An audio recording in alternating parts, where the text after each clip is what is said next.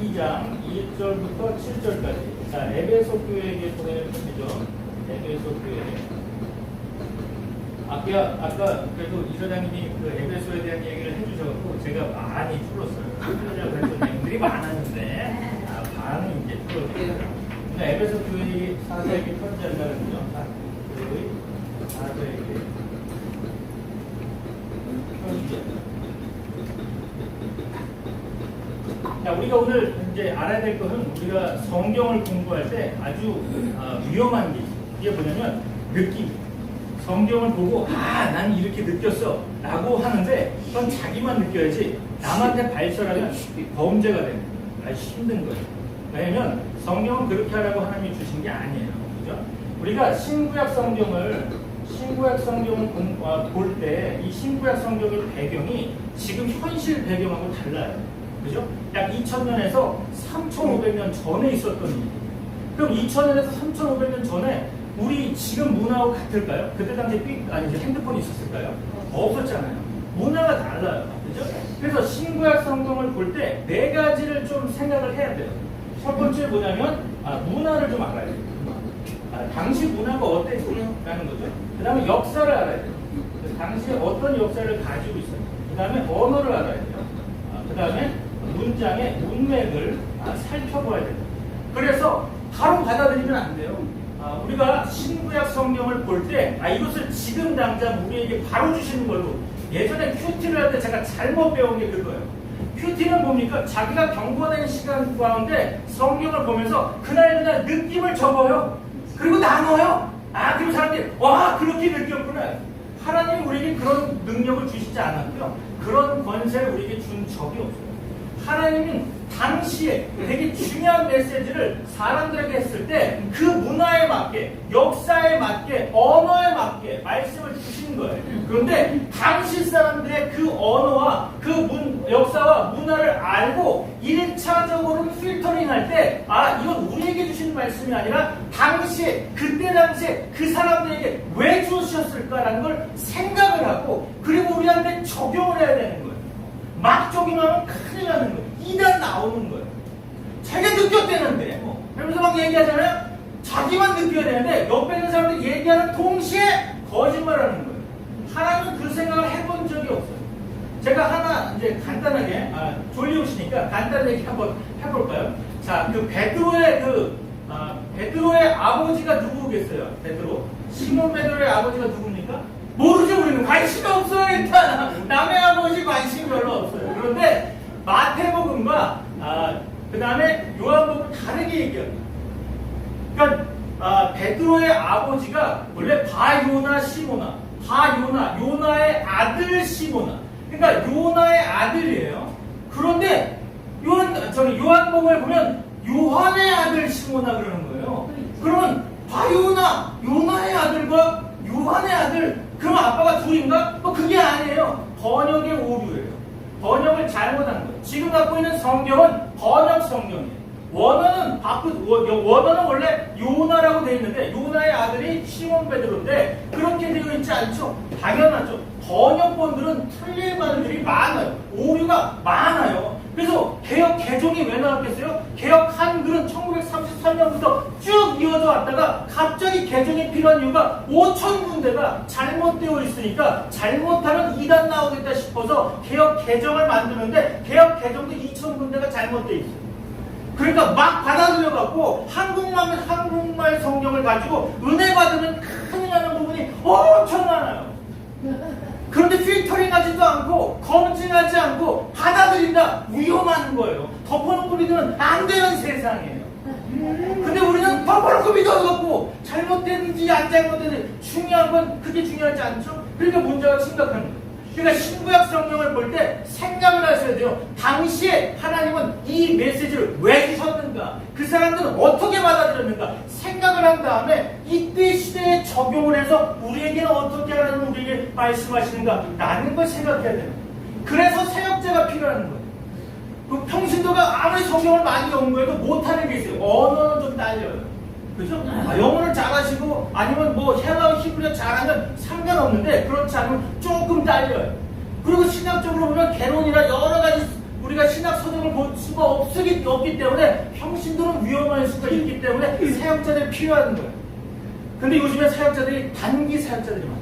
목사님도 3개월의 목사님 되시는 분들이 많고 어떤 분은 자기가 안수하고 목사라고 하는 사람이 많아요. 미국의 반 이상의 목사가 자기가 목사가 아니라 자기가 안수하면서 목사 된 사람이 많아요. 어디서 받았냐? 중요하지 않아요. 이상한 학교를 나오거나 되면 누가 알겠어요? 미국에 3,300개, 아니 14,000개 학교가 있는데 어딘 줄 알겠어요? 그냥 아무렇게 얘기하면 그게 맞는다고 이러는 거죠. 그래서 위험한 사람이 많은 거예요. 그래서 범죄자들의 70%가 목사님입니다. 아주 심각해요. 왜? 우리나라는 아직은 덜해요. 왜냐면 그렇게 양심이 나쁜 분들이 목사님이 안 되니까 다행인 거예요. 그죠? 그 다음에 우리가 이 요한계시록을 볼 때 중요한 것이 뭐냐면 당시 초대교회에 어떤 일이 있었나, 초대교회에 어떠한 일이 있었는가를 생각해요. 초대교회는 3가지 중요한 문제가 있었어요. 그 문제를 안고 요한계시록을 바라봐야 되는 거예요. 첫 번째는 어떤 문제가 있으냐면 일단 한자로 쓰겠습니다. 한글로 쓰겠습니다.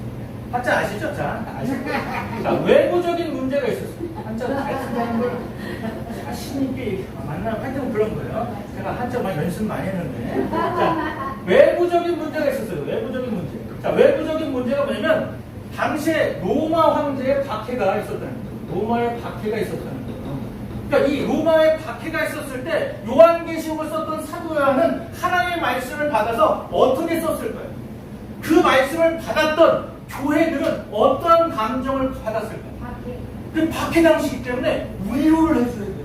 왜냐면 순교자가 늘어나고 있어요. 하루에도 수십만 수백 명이 순교하고 있는데 순교할 때 하나님 뭐하고 계셨냐고 사람들이 따질 때 이때 성경을 딱 주는 거예요. 요한계시록. 그럼 요한계시록 보자마자 뭘 생각하겠어요? 하나님의 위로와 힘을 딱 생각해야 되는데 위로가 느껴지나요? 우리는 박해를 안 받아봤잖아요. 그죠? 위로가 안 돼요, 우리는. 그죠? 늘 졸리울 뿐이고, 늘 힘들 뿐이에요. 요한계시록 너무 힘들어요. 그러니까 해석을 안 하는 거죠. 문제가 심각해요. 그래서 기존 교회가 안 가르치니까 2단에서 배워요. 그러니까 2단에서 배워서 그러니까 문제가 더 심각해지고. 왜냐면 배운 걸 안 까먹어요. 이상하게. 시험 볼 땐 잘 까먹잖아요? 2단에서 배운 건 막 까먹지도 않아요. 그러니까 그걸 가지고 계속 주장하는 놈들이 많아요. 그죠? 이상한 사람들이 많아요. 그러니까 이게 심각해지고. 그 다음에 내부적인 문제가 있었어요. 내부적인 문제. 내부적인 문제는 뭐냐면 이단 사상들이 많이 들어오고요. 그 다음에 거짓 선지자가 많이 있었다는 거예요. 왜 그럴까요? 교리가 약했어요. 당시에 교리가 약했기 때문에 또 말씀이 약했어요. 당시에 사람들은 뭘 가지고 말씀을 받았어요? 편지 가지고 받았어요. 바울의 편지 보내는 거 그거 하나 가지고 사람들이 나눠가서 얘기를 했는데 갑자기 예수 얘기를 하다 보니까 어떤 거짓 선지자가 와서 예수님은 신이 아니야. 그럼 그런가? 그리고 예수님은 신인데 인간이 아니래. 그런가? 십자가를 졌는데 안 아팠을 거야. 신이 아프겠냐? 맞는 것 같기도 하고. 그러면서 이제 넘어가는 거죠. 그리고 또 이상한 사상이 있었어요. 십자가 예수님이 딱 달려 들어가시기 바로 직전에 가론유다로 바뀌었다. 이런 얘기도 했었어요, 당시. 그러니까 예수님 죽기 전에 누가 죽었냐? 가론유다가 뒤진 거다. 이렇게 얘기하는 사람도 있어요. 옛날 1세기 때 이랬다는 거예요. 그러니까 교리와 말씀이 약했거든요. 그래서 당시 어떤 일이 벌어졌냐면 카타콤에 들어갔는데 카타콤에서 교회 구조를 봤더니 놀라운 구조, 지금과 다른 구조가 있었어요. 지금은 교회 커지잖아요. 성전 엄청 커지잖아요. 그러니까 대충 막 짓는 거예요. 극장식, 멋있게 짓는 거예요. 근데 성경적이 아니에요. 성경에 보면 초대교회 사람들은 어떻게 하냐면 카타콤 지하로 들어가고 어떻게 만들었냐? 세례실 따로 있고 성찬실 따로 있고 예배실 따로 있었어요. 그러니까 예배 드리다 말고 예배 드리기 전에 사람들이 모이면 성찬실에 가요. 그러니까 성찬을 이게 예수님 뭔가 피야. 그리고 막 마셔요. 그럼 감동을 먹었죠. 그럼 나도 숨겨야 되겠어. 예수님도 나 때문에 죽었어. 그리고 막 고민하고 울잖아요. 그리고 나서 예배를 드려요. 예배를 드리면 예배가 은혜가 되고 감동이 되는 거예요. 그죠? 그리고 나서 세례 받을 사람이 있었어요. 그 사람은 어떤 사람이냐? 3년 동안 교리 공부를 해요. 교리와 말씀 공부를 해갖고 철저하게 신앙 배교하지 않을 정도로 철저하게 가르친 다음에 세례를 줬어요. 그러니까 세례 받은 사람은 절대로 배교하지 않는 거예요. 그래서 그렇게 철저하게 줬는데 요즘엔 어떻게 하냐? 1년에 한 번씩. 교회 오래 나오셨네요. 그러면 세례 그냥 주고 성찬 막 갖다 먹이고 그러는 거예요. 성찬을 막 이렇게 돌아가면서 주는 거, 이거는 성경적이 아니에요. 예전엔 그러지 않았어요. 빵이나 음료를 딱 갖다 놓고 사람들이 다 모여서 거기서 예수님에 대해서 서로 이야기 듣고 간증하고, 그래서 빵과 그 포도주를 딱 먹으면서 거기서 울면서 기도하고 이랬는데, 요즘에는 나눠줘요, 나눠줘. 이 나눠주는 건 옛날 천주교에서 나눠주듯이 나눠주는 거예요. 천주교의 신이에요. 그러니까 교회 안에 천주교가 살짝 들어와도 모르는 거예요. 심각한 거죠. 그렇게 하고 있다는 거예요. 그러니까 교회와 말씀에 철저해야 되는데 철저하지 않으니까 심각해지는 거예요. 세 번째는 예수님의 재림이 늦어졌어요. 생각을 했더니 예수님이 그랬어요. 이제 승천하실 때 뭐라고 얘기냐면, 곧 내가 다시 올게. 너희들이 죽기 전에 내가 다시 올 거다라고 얘기했어요. 그러니까 사람들 생각은, 우리가 죽기 전에 예수님 다시 올 거야. 그래서 신앙생활을 열심히 했어요. 순교를 당하는 그 순간까지도 예수님 배교하지 않고 죽음을 각오하고 갔는데, 문제는 시간이 30년, 60년 지나도 이상하게 예수님이 안 오시는 거예요. 그러니까 누가 오냐? 이단이 와요. 예수님이 오시는 게 아니라 이단 교주들이 오는 거예요. 내가 신이다. 지금까지 약 168명의 예수님이 오셨었어요. 제가 자칭 예수를 한다. 많이 왔어요. 심각한 거죠. 그렇게 왜 이게 되냐? 재림이 늦어지니까. 벌써 예수님이 약속하시고 2000년이 지났는데 아직 예수님은 안 오셨지만, 지금까지 공식적으로 오시진 않았지만 왔다고 뻥치는 사람들은 수천 명이 엄청 심각해요. 그런데 이 성경적으로 못 따라하는 게 바로 예수님의 재림은 따라할 수가 없어요. 초림은 따라할 수 있어요. 예수님이 오신 거 마구간에 왔기 때문에 아무도 몰라요. 그렇죠? 몇 사람만 아는 거예요. 천사가 막 얘기해 주니까 알았어요. 몇 사람은 알아요. 그런데 재림은 그렇게 오지 않아요. 계시록 1장 7절부터 예수님이 구름 타고 영광 중에 오시는데 각 사람의 모든 족속 사람이 다 본다고 그랬어요. 그러니까 모든 사람이 다 볼 각도로 예수님이 오셔야 돼요. 전 세계 사람들이 볼 수 있는 각도로 오셔야 돼요. 그런데 이단들을 보면 지가 예수라고 왔는데 아무도 몰라. 제가 그랬어요. 프랑스 사람은 아시나요? 어떤 사람이 그런 거, 자기가 예수라고 하는 사람이 제가 만났어요. 대단한 영광이었죠. 그래서 물어봤어요. 혹시 프랑스 사람이나 아프리카 사람은 아시나요? 이렇게 물어봤어요. 그 사람이 왜 알아야 되는데? 요한계시록 2장 7절에 보니까 모든 족속이 다 안다 그랬는데, 내가 당신을 지금 처음 본 거 보니까 다른 사람은 못 본 것 같아요. 나중에 시간 나면 아프리카 좀 가고 여러 가지 간다는 거예요. 그건 성경적이 아닌 거예요. 동시에 다 봐야 된다. 못 봤잖아요? 그건 잘못된 거예요. 그건 가짜다. 그런 게 많이 온 거예요. 재림이 늦어지니까 신앙이 점점 나태해지는 거예요. 신앙이 무너지는 거죠. 이런 심각한 초대교회 상황이 있었다라는 거예요. 그런 상황에서 에베소 교회에다 편지를 하라 그러는데, 에베소 교회도 보니까 2장 1절부터 7절 말씀까지 보면 에베소가 잘한 게 있어요. 그게 뭐예요? 행위, 그죠? 수고, 그죠? 인내, 겸비, 참음. 그 다음에 이 악한 자를 용납하지 않는 것. 악한 자 용납하지 않는 것. 그리고 거짓 선지자들을 찾아낸 것. 선지자 증명한 것. 이런 좋은 일들은 다 했어요. 문제가 뭐냐? 에베소서에 나와 있지만 여기 안 나와 있는 게 하나 있어요. 그게 뭐냐면, 두 번째, 처음 사랑을 버렸다. 이건 제가 이해가 돼요. 왜냐면 제가 아는 교회가 신천지 때문에 700명 되는 성도가 400명이 나갔어요. 300명밖에 없어요. 그러니까 교회는 엄청 큰데 사람은 300명밖에 없는데, 문제가 뭐냐? 새로운 신자가 올 때마다 의심하는 거예요. 혹시 신천지 아니야? 그래갖고 가정방문을 반드시 하고, 그리고 한 달 정도 성경 공부를 하면서 신앙을 한번 점검한 다음에 교인으로 받아들였어요. 그 마음. 왜냐면 무서워. 혹시 이단 아니야? 이게 마찬가지예요. 행위, 수고, 인내, 견디, 참고 악한 자를 용납하지 않고 거짓 선지자를 다 증명했을지라도, 문제는 처음 사랑을 왜 버렸겠습니까? 사랑으로 품기에는 세상이 만만하지 않은 거예요. 그러니까 사랑을 버리고 일단은 자기 신앙을 지켜야 되니까, 믿음을 지켜야 되니까, 믿음 지키려고 사랑 버리는 거예요. 근데 하나님은 사랑이 중요한 거거든요. 고린도전서 13장 사랑이 중요하다는 이유가 뭐냐면 사랑이 최고예요. 믿음, 소망, 사랑 그 중에 제일 사랑이다. 하나님이 제일 기뻐하시고 좋은 게 사랑인데 사랑을 버리면 안 되는 거예요. 이단이 오는 거 무서워하면 안 돼요. 신천지 아무래도 신천지 가요. 여기 신천지 오지 말라 그러는데 그럼 신천지가 알겠습니다. 여기는 안 오겠습니다. 가겠어요? 안 그래요. 와요 그냥. 옛날에 저희 교회 성도 2명밖에 없을 때도 신천지가 왔어요. 혹시 여기에도 뭔가 먹을 거 있나 하고 온 거예요. 그래서 제가 그랬어요. 추수할 사람이 없네? 별로 없으니까 가셔야겠네. 자기가 있다가 자기가 갔어요. 근데 어떤 분은 등록하겠다는 사람도 있었어요. 놀라운 사람. 남모호랭님교 여호와 증인들 하나님의 교회 아직 이단들이 옛날에 엄청 많이 왔었어요. 한두 명씩 와요. 와고 봤는데 사람이 없잖아요? 그러면 자기가 성도 노릇을 해요. 처음에 성도 노릇 하다가 언젠가 오겠지. 안 와요? 그러니까 말씀을 딱 듣다 보니까 자기가 있는 얘기가 잘못됐네. 그리고 소소히 자기 얘기를 하기 시작해요. 그래서 알게 됐어요. 그래서 하나님의 교회 사람들, 남모호랭교 사람들 다 알게 됐어요. 그리고 나서 정보를 되게 또 잘해요. 되게 웃겨요. 자기가 자기 사람도 데려와요. 이제. 야, 여기 한번 들어봐. 야, 우리가 옛날에 거기 교회에서 들었던 거 달라. 야, 한번 들어보자. 이러고 다 오는 거예요.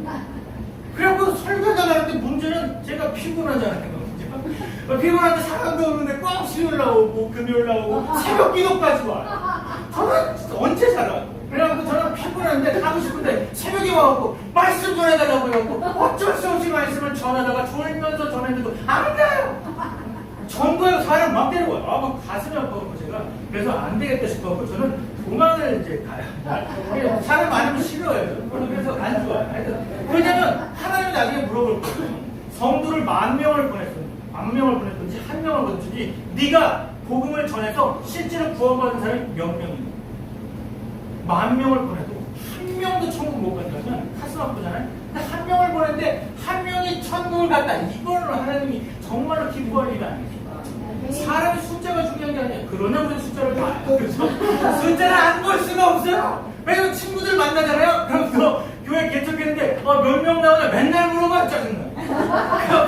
왜 안 물어보는 건데 아니 부흥이 됐나. 부흥은 그런 게 아니야. 숫자가 많은 건 부흥이 아니라 그 한 사람 한 사람이 하나님을 어떻게 받아들여줬는가. 이게 부흥이야. 넌 잘못 알고 있는 거야. 너 더 교회 많다 크다고 좋은 게 아니야. 한 명도 천국 못 갈 수 있어. 지옥에 사람들이 많을 수 있어. 조심해야 돼. 그다음부터는 얘기를 안 해요. 한마디도 몇 명이냐 물어보지 않아요. 물어봤다고 혼나니까. 아니 이러는 거야. 그 다음에 세 번째는 뭐냐면 니골라당이 있었어요. 니골라당. 이걸 미워했어요. 니골라당을 미워했다는 건 뭐냐면 받아들이지 않았다는 거죠. 니골라당이라는 사람이 살짝 와서 자꾸만 세상적인 얘기를 해주는 거예요. 그리고 유대인적인 얘기를 해주는 거예요. 지금도 많은 사람이 그래요. 너 그렇게 하고 너 천국 갈 수 있겠냐? 네가 행동이 그따위인데 교회만 다닌다고 예수 믿는다고 천국 갈 수 있을 것 같아? 계속 그러면 불안하죠. 옛날 구원 받았던 거 당신 구원 받았습니까? 네 받았습니다. 몇 날 며칠 몇 시에 받으셨습니까? 이건 잘 모르겠네. 그러면 넘어가요. 구원 확신하지도 않네. 당신 지옥 가. 그러면 무서워. 내가 20년을 교회 다니든 40년을 다니든 언제 구원 받았는지 모르겠는데 그런 얘기하면 가슴이 아프잖아요. 그래서 구원 바로 많이 가는 거예요. 전도 간단하게 해요. 구원 받으셨습니까? 물어봐요. 받았습니다. 며칠 날 몇 시에 몇 분을 받으셨습니까? 그러면 할 말이 없잖아요. 넌 자꾸 들어가는 거예요. 그러는 거죠. 제가 그랬어요. 애가 태어나자마자 애한테 너 몇 날 며칠 몇 시에 태어나냐고 애한테 물으면 애가 알겠어요. 그죠? 애는 몰라요. 근데 엄마가 가르쳐줘요. 너는 며칠 날 생일이야. 가르쳐줘요. 그럼 그게 자기 생일인 줄 아는 거예요. 그게 뭐냐? 배우는 거예요. 하나님 말씀을 배울 때 자기 확신이 드는 거예요. 이단이 아무리 얘기를 해도 확신 들고 교리와 말씀이 정확하면 이해할 수 있어요. 근데 교리와 말씀이 정확하다 힘든 거예요. 다 넘어가요. 이단들이 교회를 아주 우습게 생각해요. 교회 다녀봤자야 10년 다니고 20년 다니고 중요하지 않아. 많이 다녀도 돼. 왜냐면 교회가 밥이라고 생각해요. 살짝만 내면 다 넘어가 그래. 그러니까 제가 지난번에 커뮤니티 사이트에 잘못 들어갔는데 이단 사이트로 잘못 들어갔어요. 깜짝 놀랐어요. 거기 이상한 얘기를 막 하는 거예요. 어떤 교회 갔더니 거기 몇몇 집사님 있는데 쉽게 넘어와. 야 여기 몇십 명 건질 것 같아. 우와 이상한 얘기를 막 하는 거예요. 아주 개나 소나 다 들어가고 아무 개나 분탕질하면 끝나는 거예요. 교회가 이렇게 언제부터 허술했냐면 옛날에 순교까지 할 정도로 믿음이 있었는데 지금은 순교를커녕 다 넘어가요. 가슴이 아파야 되는데 안 아프죠? 우리는 안 넘어가니까. 그렇죠? 남은 넘어가지만 우리는 안 넘어가니까 가슴은 안 아파요. 그죠? 그 다음에 네 번째, 이기는 자를 성경에 보면 버티는 자. 이긴다는 거 그냥 버티는 거니까. 버텨야지. 나는 신앙으로 이런 얘기하면 안 되는 거예요. 신앙도 별로 없는데 신앙은 내가 버틸 거야. 버티지도 못하면서. 그러면 안 되고요. 중요한 건 버티는 거예요. 그죠? 제가 청년 사역을 하다 보면 청년들이 가끔 울면서도 전화 와요. 자기들 자살하고 있거든요. 그걸 그랬어요. 한 달만 버티고 1년만 버티면 뭐 답이 나올 거예요. 그럼 하나님이 살아계십니다. 언제나 너에게 답을 줘요. 지금 죽잖아. 나중에 하나님으로부터 또 엄청난 복을 받을 수 있는데 네가 그걸 놓치는 거야. 지금 죽지 말고 한 달 있다 죽으면 안 되겠니? 버티라고. 버티면 성경에서도 이기는 자, 버티는 자에게 하나님께서 생명나무에 준다 그랬어요. 생명나무. 생명나무가 예수 그리스도를 가리키는 것도 있지만요, 지혜를 가리키는 경우도 있어요. 지혜가 있어야 되는 거예요. 지혜가. 생명나무는 지혜예요.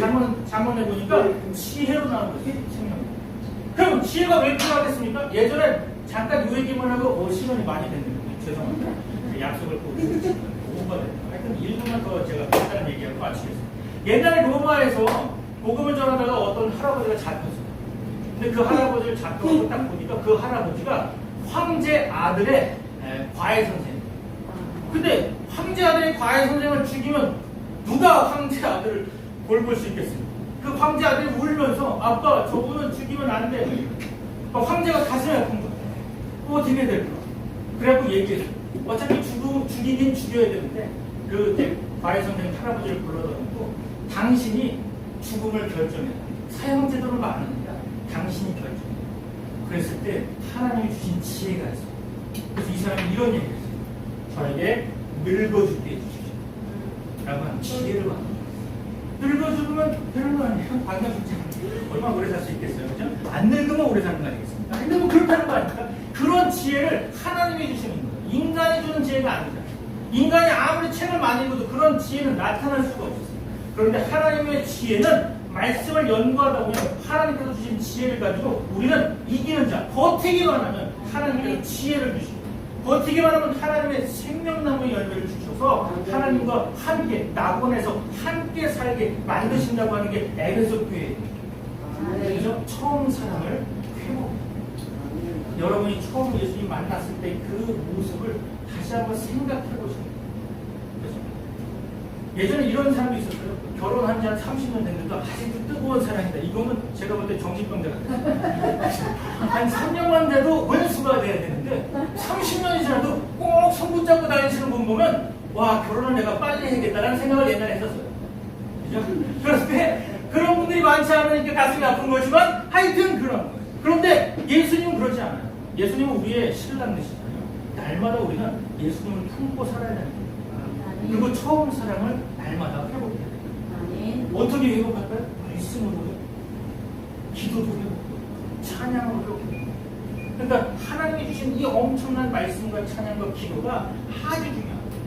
그런데 교회가 점점 기도 소리가 줄어들고 점점 예배드리는 그 시간이 줄어들고 교회에서 오래 있으면 사람들이 힘들어해요. 왜 힘든지 모르겠어요. 저는 하루 종일 교회에서 편한데 요즘에 사람들은 그게 아니에요. 교회 땡 끝나기 전에 축구하기 전에 나가버리는 사람도 있어요. 더 놀라운 건 그거예요. 오늘 11시에 예배 드리기 힘든데 우리 여행 가야 되는데 그럼 새벽 예배 잠깐 드렸다 가요. 예수님, 하나님, 잠깐 더 도장 찍고 가니까 복 주세요. 그럼 복 주겠어요? 복 주머니를 맞을 수 있어요. 힘든 거예요. 하여튼 그러한 세상이에요. 여러분이 이 세상 가운데 가장 중요한 하나님의 백성, 예배자로서 하나님 앞에 드려질 하나님의 산재물이 되는 여러분 되기를 소망합니다. 기도하겠습니다. 하나님 감사합니다. 아버지한테 드린 말씀을 주셔서 그 말씀대로 되어지는 역사에 관한 수고를 도와주셔서 에베소 교회를 통해서 우리의 삶을 다시 한번 점검하고 돌아봅니다. 아버지 하나님께서 저희들과 함께 하셔서 처음 사랑, 잃어버린 처음 사랑을 다시 한번